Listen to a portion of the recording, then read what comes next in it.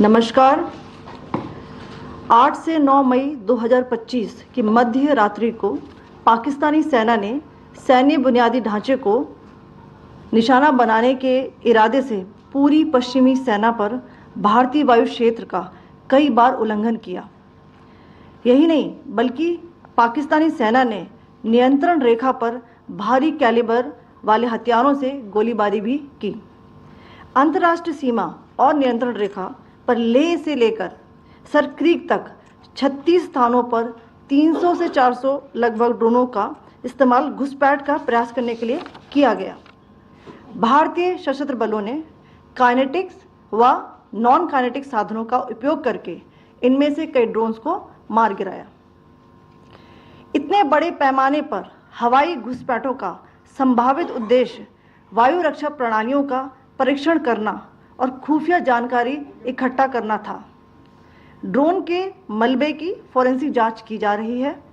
प्रारंभिक रिपोर्ट्स से पता चलता है कि वे तुर्की के असीस गार्ड सोंगर ड्रोन्स हैं। इसके उपरांत रात में पाकिस्तान के एक सशस्त्र यूएवी ने भटिंडा सैन्य स्टेशन को निशाना बनाने की कोशिश भी की, जिसे पकड़ा गया और उसे निष्क्रिय कर दिया गया। पाकिस्तानी हमले के जवाब में पाकिस्तान में 4 हवाई रक्षा स्थलों पर सशस्त्र ड्रोन्स लॉन्च किए गए। इनमें से एक ड्रोन एडी रडार को नष्ट करने में सक्षम रहा। पाकिस्तान ने जम्मू कश्मीर के तंगधार, उरी, पुंछ, मेंढर, राजौरी, अखनूर और उधमपुर में भारी कैलिबर आर्टिलरी गन और सशस्त्र ड्रोन्स का उपयोग करके नियंत्रण रेखा के पार गोलीबारी भी की, जिसके परिणाम स्वरूप भारतीय सेना के कुछ जवान हताहत हुए और घायल हुए। भारतीय जवाबी कार्रवाई में पाकिस्तानी सेना को भी बड़ा नुकसान पहुंचाया गया। इसके अलावा पाकिस्तान का गैर जिम्मेदाराना व्यवहार फिर से सामने आया। 7 मई 2025 को रात 8:30 बजे एक असफल अकारण ड्रोन और मिसाइल हमला करने के बावजूद पाकिस्तान ने अपना नागरिक हवाई क्षेत्र बंद नहीं किया। पाकिस्तान अपने नागरिक विमानों को ढाल के रूप में इस्तेमाल कर रहा है, जबकि उसे अच्छी तरह से पता है कि भारत पर उसके हमले से हवाई रक्षा की तीव्र प्रतिक्रिया होगी। यह भारत और पाकिस्तान के बीच अंतर्राष्ट्रीय सीमा के पास उड़ान भरने वाले अंतर्राष्ट्रीय उड़ानों सहित नागरिक विमानों के लिए सुरक्षित नहीं है। यहाँ स्क्रीन शॉट में पंजाब सेक्टर में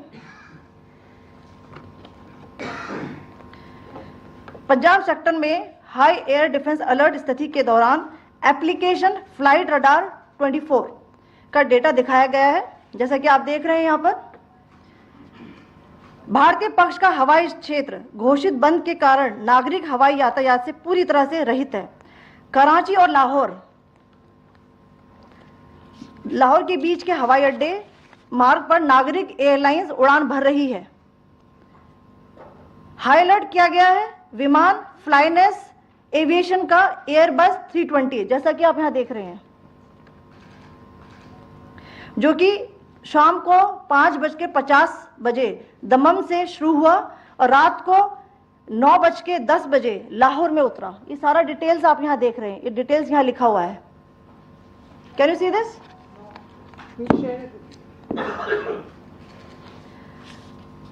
भारतीय वायुसेना ने अपनी प्रतिक्रिया में काफी संयम दिखाया और इस प्रकार अंतर्राष्ट्रीय नागरिक विमान सेवा की सुरक्षा सुनिश्चित की। धन्यवाद। जय Hind.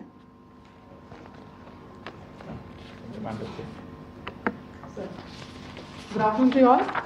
On the intervening night of 8th 9th May 2025, Pakistan military carry out multiple violations of Indian airspace along the entire western border with an intent to target military infrastructure. Pakistan military also resorted to firing of heavy caliber weapons along the line of control.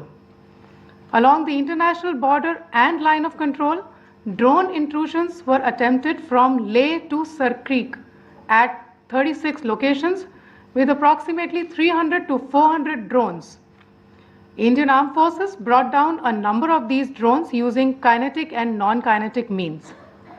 The possible purpose of these large-scale aerial intrusions were to test the AD systems and gather intelligence. Forensic examination of the drone debris is being undertaken. Preliminary reports suggest them to be of Aziz Guard Songa drone of Turkey. Later in the night, an armed UAV of Pakistan attempted to target Bhatinda military station, which was detected and neutralized. In response to the Pakistani attack, armed drones were launched at 4 air defense sites in Pakistan. One of the drones was able to destroy an AD radar. Pakistan also carried out artillery shelling across the line of control using heavy caliber artillery guns and armed drones at Tangdhar, Uri, Poonch, Mendhar, Rajouri, Akhnur and Udhampur in Jammu and Kashmir area, which resulted in some losses and injuries to Indian Army personnel. Pakistan Army also suffered major losses in Indian retaliatory fire. Additionally, Pakistan's irresponsible behavior again came to fore. Pakistan did not close its civil airspace despite it launching a failed unprovoked drone and missile attack on 7th May at 8:30 hours in the evening. Pakistan is using civil airliners as a shield, knowing fully well that its attack on India would elicit a swift air defense response. This is not safe for the unsuspecting civil airliners, including the international flights which were flying near IB between India and Pakistan. The screenshot we just showed and we shall share with you, it shows the data of the application Flight Radar 24 during a high air defense alert situation in the Punjab sector. As you have seen, the airspace on the Indian side is absolutely devoid of civil air traffic due to our declared closure. However, there are civil airlines flying the air route between Karachi and Lahore. Amongst the other civil aircraft that you can see, we have highlighted an aircraft which is Airbus 320 of FlyNAS Aviation, which was originated from Dammam at 1750 hours and landed later at Lahore at 2110 hours in the night. Indian Air Force demonstrated considerable restraint in its response, thus ensuring safety of international civil carrier.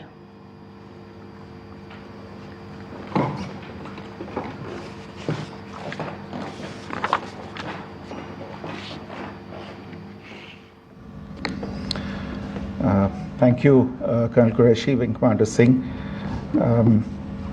I have just a few points to share in addition. कल रात की पाकिस्तानी सेना की कायरतापूर्ण गतिविधियों से आपको colonel Qureshi और विंग कमांडर सिंह ने पहले ही अवगत करा दिया है. These provocative and escalatory actions that were taken by Pakistan last night were targeted at Indian cities and civilian infrastructure, in addition to some military targets. The Indian Armed Forces responded proportionately, adequately and responsibly. ये जो हमले हुए कल रात को भारतीय सैन्य इकाइयों ने पर्याप्त रूप से और एक जिम्मेदाराना रुख अपनाते हुए इन हरकतों का उत्तर दिया. What I want to underline is that the official and blatantly farcical denial of these attacks that Pakistan carried out by the Pakistani state machinery is yet another example of their duplicity and the new depths that they are plumbing in their quest for disinformation.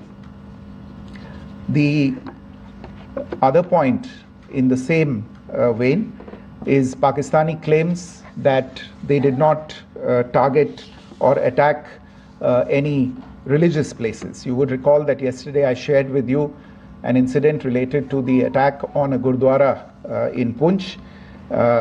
Instead of owning up to these attacks, Pakistan made the preposterous and outrageous claim that it was the Indian Armed Forces and the Indian Air Force that was targeting cities like Amritsar and trying to put the blame on Pakistan. This is nothing but a desperate attempt by Pakistan to disown its acts of aggression, but it is also true to type in its effort to deceive and mislead the world. It will not succeed. The Gurdwara in Punch in particular was attacked by Pakistan, and some local members of the Sikh community, including a Ragi of the Gurdwara, lost their lives in this incident, as I shared yesterday.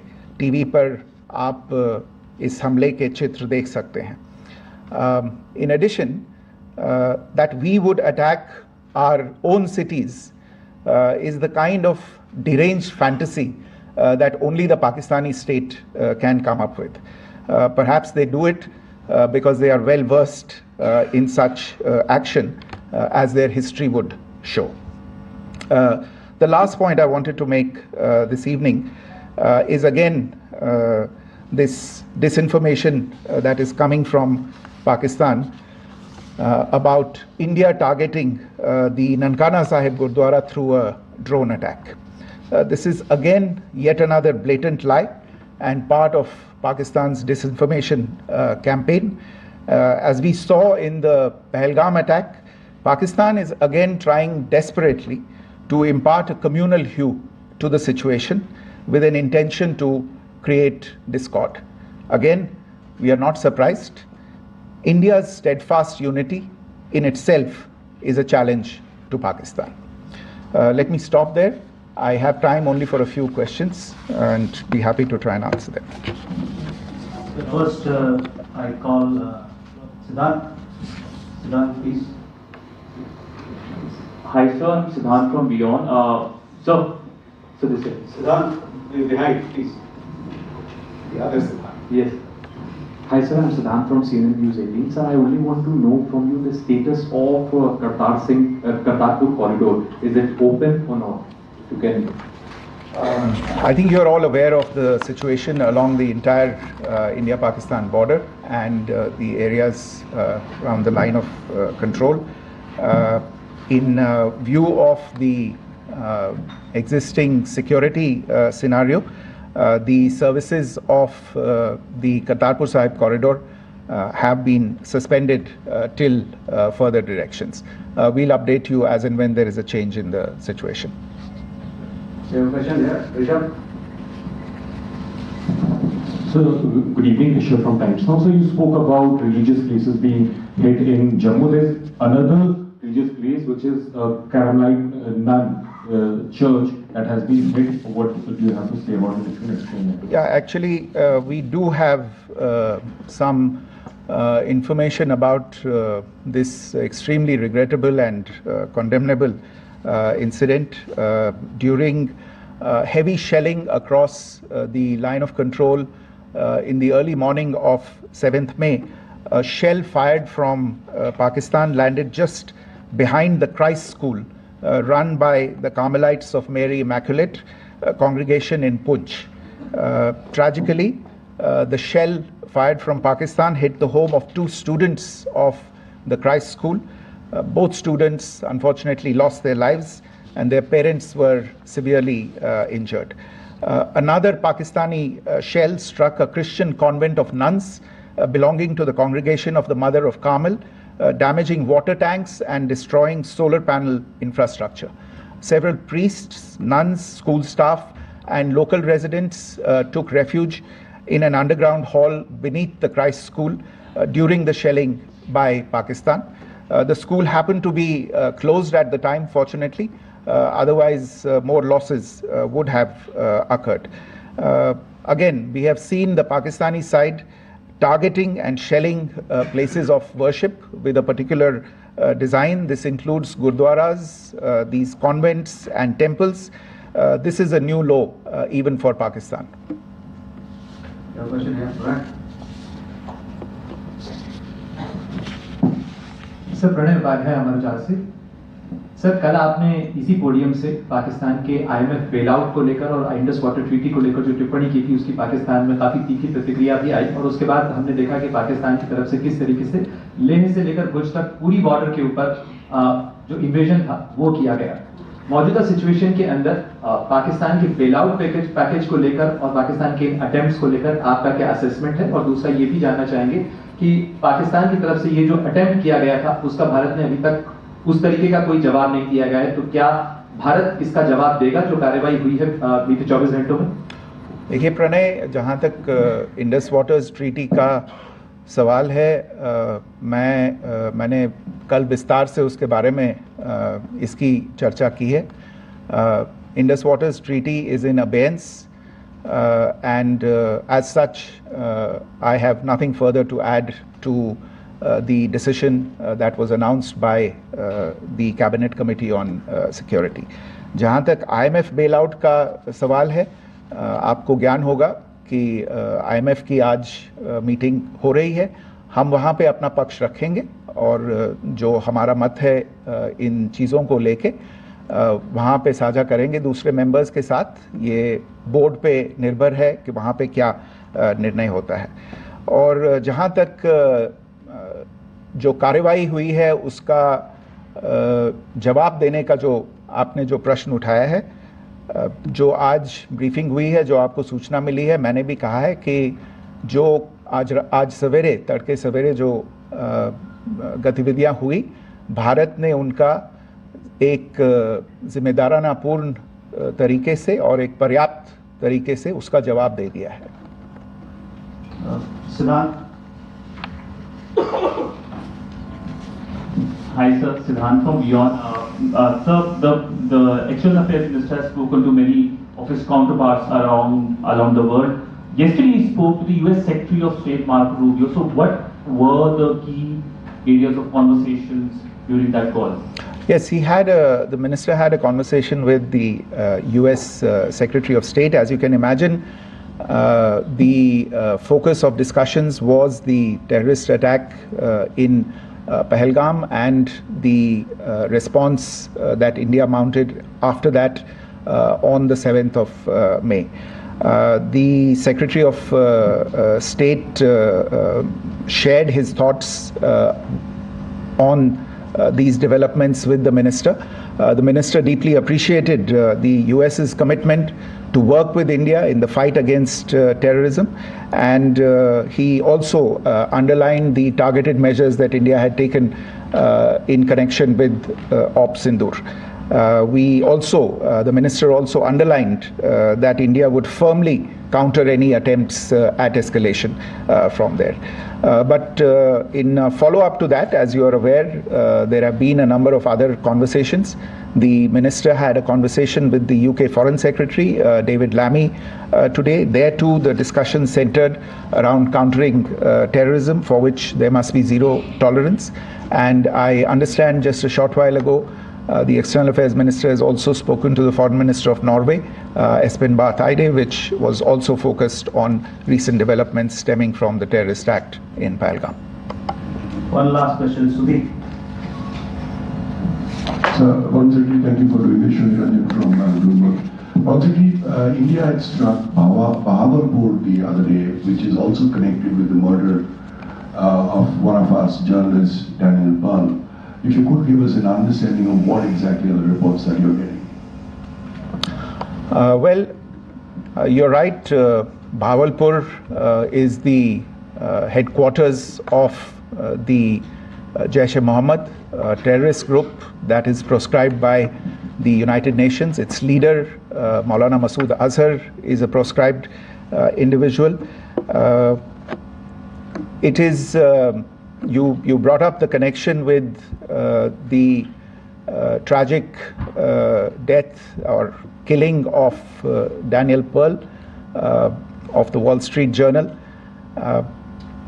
The Jaish-e-Mohammed was in some way directly or indirectly responsible for the death of Daniel Pearl.